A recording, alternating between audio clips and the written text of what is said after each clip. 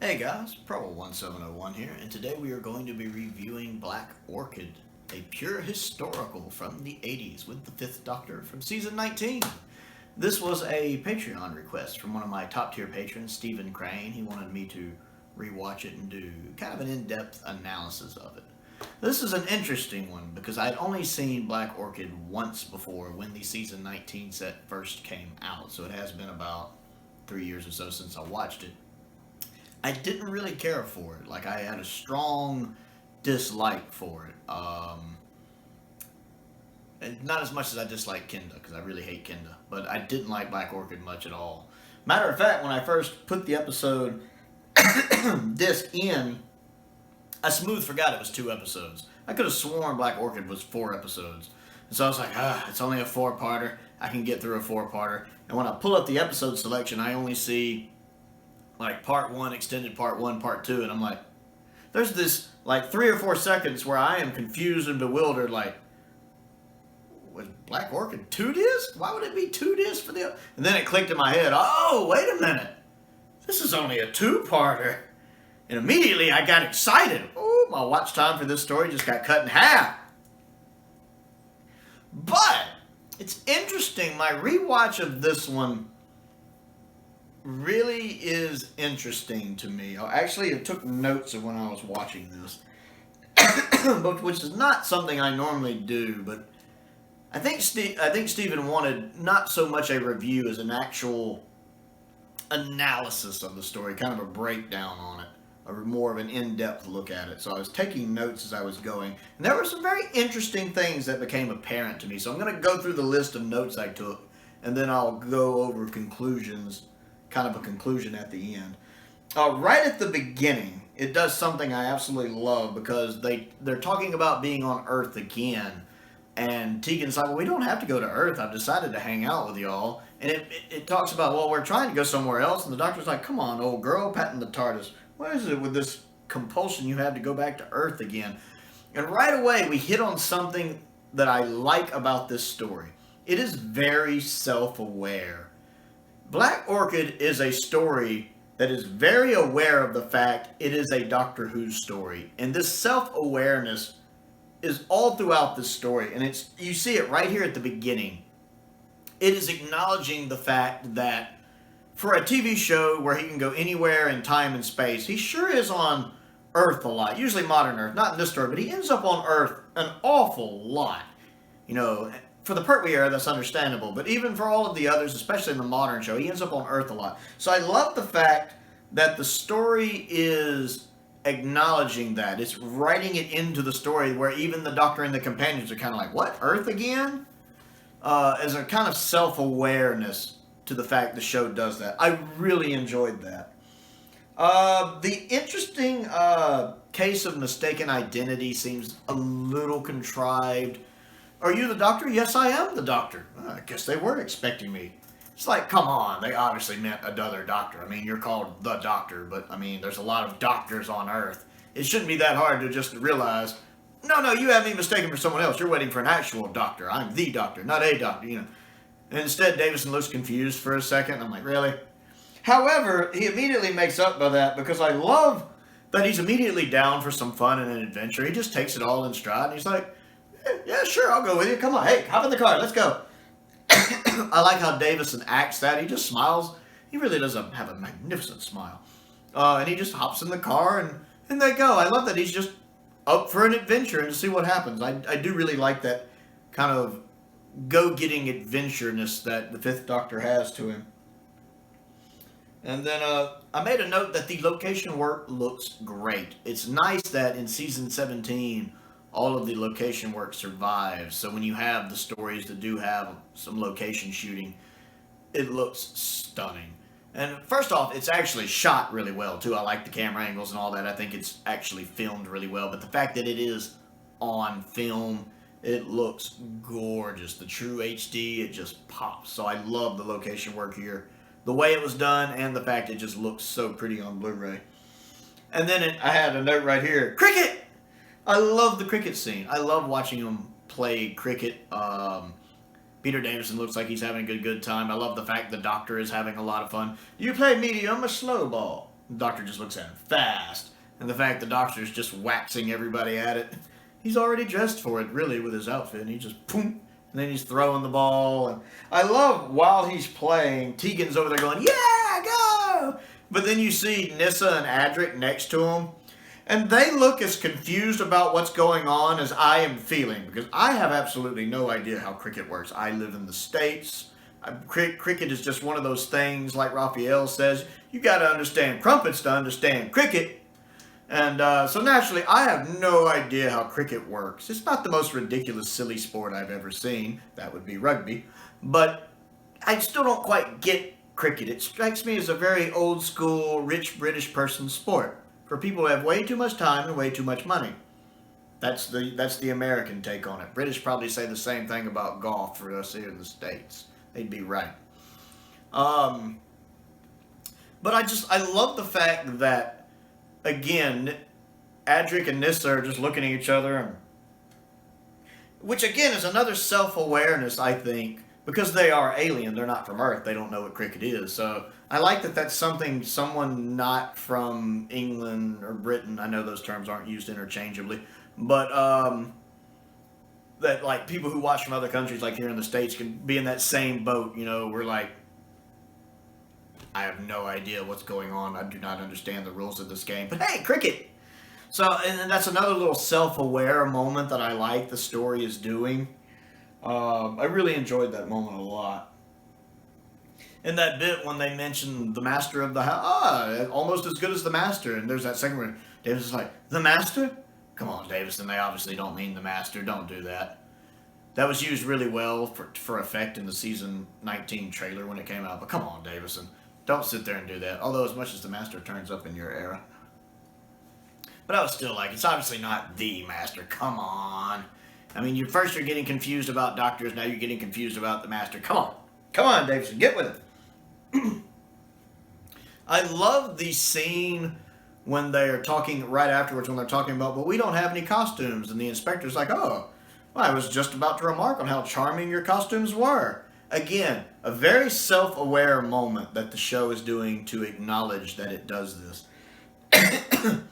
Because 80s Who, their outfits really do feel like costumes. They don't feel like regular outfits. They feel more like, they don't feel like regular clothes someone would wear, like in, say, the modern series or possibly older other Doctor Who. The 80s, they feel more like costumes they're wearing to go film on a show. I've got on my stewardess costume that I never change in season 19. Action! You know, Nyssa still wears her Trocken outfit for how long? You know, most of season 19. It's like they never have a change of clothes. They're always wearing the same thing. Matthew Waterhouse is always in his outfit that he wears. You know, the Doctors all have the same outfit. You know, Peter Davison, his is almost always the same. Same thing with Colin. His doesn't really change. And McCoy's really only changes when he gets a little darker. These people need a change of clothes. Who wears the same clothes every day? Ace pretty much has the same outfit she always wears all the time. Or is that just her jacket? I'm not actually sure there. Mel changes her outfit at least some. But I like that the show, this is that self-awareness coming into play. It's acknowledging the fact that, hey, the clothes we wear here in the 80s in season 19 look more like costumes than they do actual clothes. So again, the show being self-aware, which I really like about this story, and pointing that out. It's not necessarily poking fun at it, it's just acknowledging that it does it. And I like that distinction. I'll talk about that more later. I like that scene when the Doctor discovers the hidden walkway and he's walking around. He's just like, why do I always let my curiosity get the better of me? Because that is something the Doctor does. And again, that's a very self-aware moment. Because it is the Doctor's curiosity that gets him into these situations so many times. So I like that he's acknowledging that, and he's slightly frustrated with himself about it. Again, it's the show acknowledging that the Doctor does this without poking fun at it. And then right afterwards, when he's still walking around there, he's like, why didn't I leave after the cricket? I love the way he says that, because it's almost like he's thinking it, but he's just kind of thinking it out loud, that just musing to himself, why didn't I leave after the cricket? Because I think we've all had that moment, you know, why didn't I take the blue pill, you know? We've all had those moments. So, again, I like the show kind of pointing that. Plus, I like the way Davison delivers that line. Davison's really good in this one. I don't really care for the Indian fellow with the weird tongue lip thing. That's weird. I don't know if that's some kind of cultural thing or what. I don't know. It's really distracting, and I really don't like it when he's got that whatever that is. I don't like it. It's very distracting.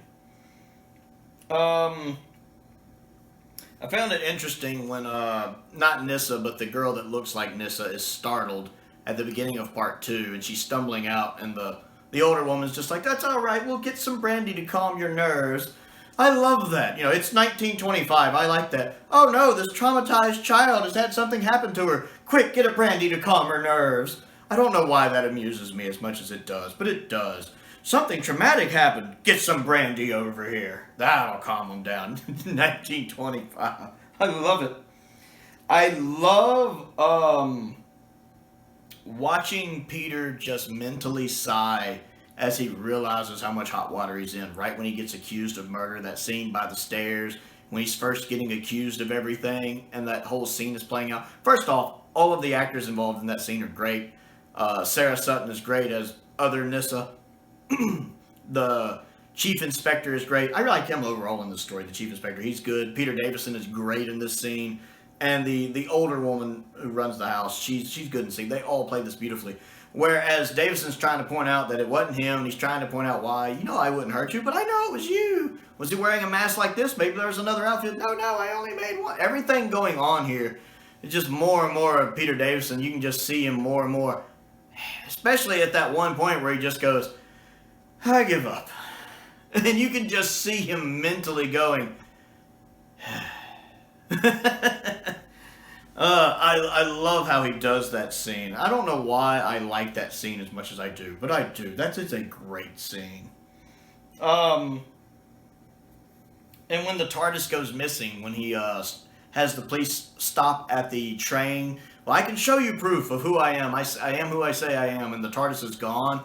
He's like, it's not here. What? The proof I wanted to show you. And you can see the look on his face, that what's going through his head is just, this just isn't my day. This just isn't my day. Yeah, right. I think everybody has one of those days where, imagine a day where nothing like super bad happens, but, you know, you have those little everyday things that happen. And sometimes you might have one or two in a day where it's just one of those everyday fact of life things that happen that are just annoying and you have to deal with them. But sometimes you have one of those days where you have like 7 or 8 of those things happen and you're just like, oh, it's just not my day. And you get to thinking, yeah, I just want to get home. I just want to get home. As soon as I set foot in the door, I'm not setting foot out again, and everything will be fine as long as I am home. I don't have to worry about having a blowout. I don't have to worry about... I'm having this myself. One of my fillings came out the other day, and I have to wait a couple more days before the dentist can see me, so I have to go like 4 days with a filling that's 2 months old so they can fix it. I have 2 fillings over here that are 30 years old, never had a problem with either of them. I have another filling over here 2 months old, got to go have it completely redone. Those little everyday things, and that's just the look on Davison's face as he's having all that done is just, this just isn't my day. And I don't know, I get a kick out of that. I love how the police in this take everything in stride when they're inside the TARDIS. When he shows them the TARDIS, we can't get in it. I can. And he actually lets them in, and the chief inspector and the other police officer with him don't really bat an eye about it. It's like, they're not like some people in Doctor Who, especially in the modern series, when they see something like that, and they're like, I can't believe it. It can't be real. I mean, it's staring you right in the face. I like the fact that they're like, no, that's impossible. That can't be real. So he shows them, and they're like, well, I'm seeing it. I guess it's real. I like the fact that once they can see it's plainly real, they're like, okay, he's telling the truth. It's real. What? All right. Where do we go from here? I love how the police in this just take everything in stride. I love that. I find the ending very meh. The ending is very contrived where I like the part when they're on the roof and the doctor convinces George to let Nissa go, and that George's brother is also trying to help him and talk him down. But the whole bit of him falling off because he loses his balance is contrived, unnecessary. And I don't even understand why they did it. It's like the writer thought the story was going to be longer. And he's like, well, don't worry, I'm working on something for part 3 that's going to tie this up, but it's only a 2-parter. It's what? It's only a 2-parter. Oh. Well, he loses his balance and falls off. He's dead. The end. He just kind of comes out of nowhere. His brother goes to hug him, and then he just loses his balance and falls.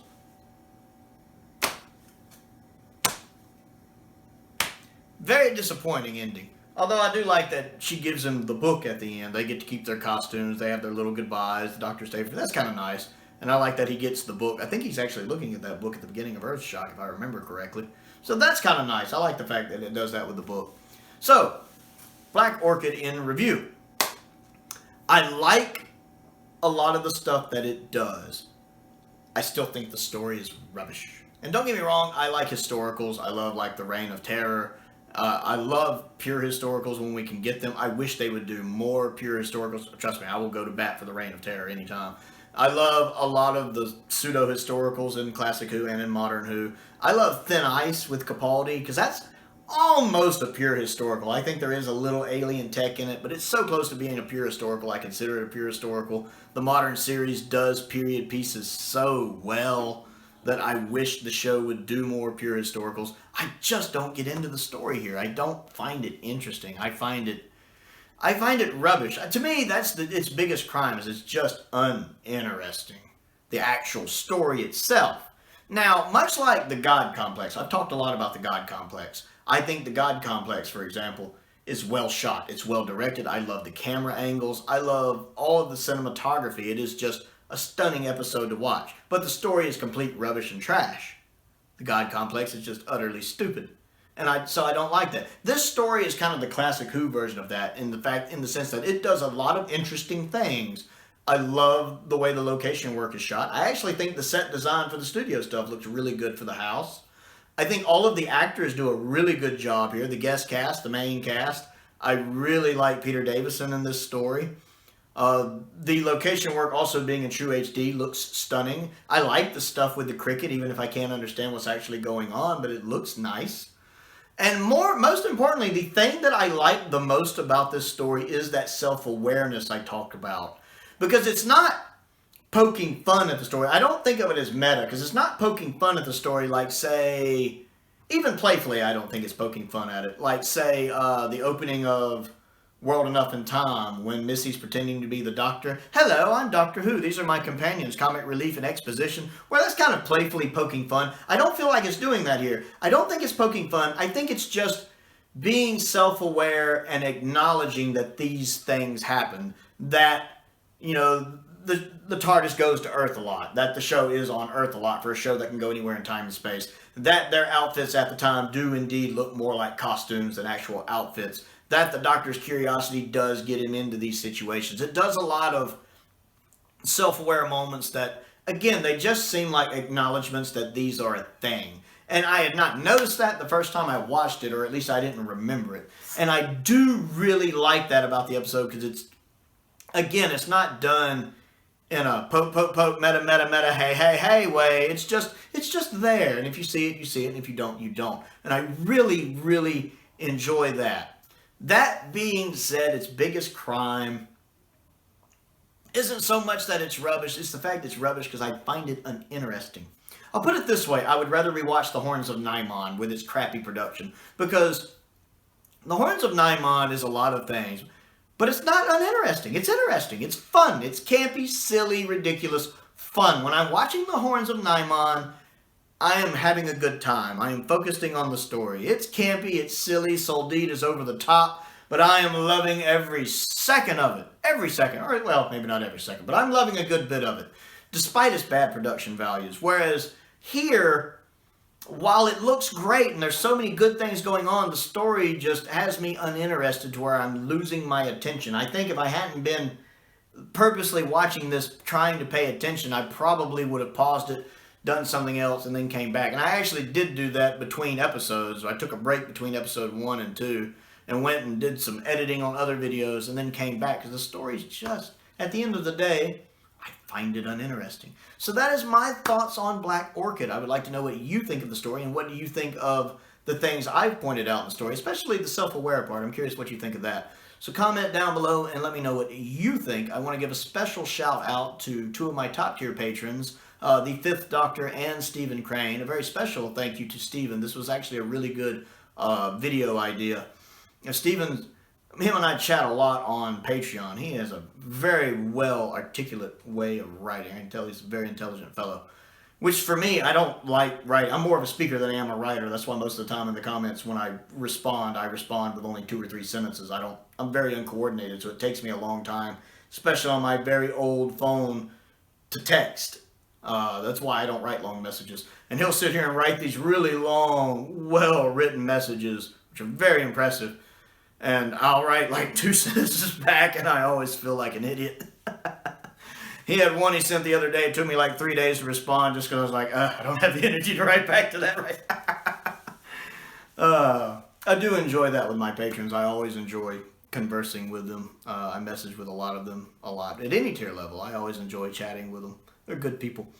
But a very special thank you for that, because I am glad I got to rewatch this story so I could take note of things I just didn't seem to take note of the first time, especially that self-awareness part. I really, really liked that. That did endear the story to me a bit. Other things to do, click the like button, click the subscribe button, click the bell for notifications so you never miss out on another video. If you're interested in becoming one of my patrons, the link to my Patreon is down in the description below. Check that out. There's a lot of neat things there. You do get video requests. This video is one of them. Anyone who joins at any tier level gets 1 video request, but my tier levels, my $10 tier and above, get video requests every month. And access to other stuff, polls to vote in for videos that are exclusive to the Patreon and videos that will go here on the channel. Have an exclusive ranking for the Masters up right now that's only on my Patreon, ranking the TV Masters from worst to best. And other neat little behind the scenes things I like to do. So if there's anything there that interests you, check that out. Most importantly though, thank you for watching.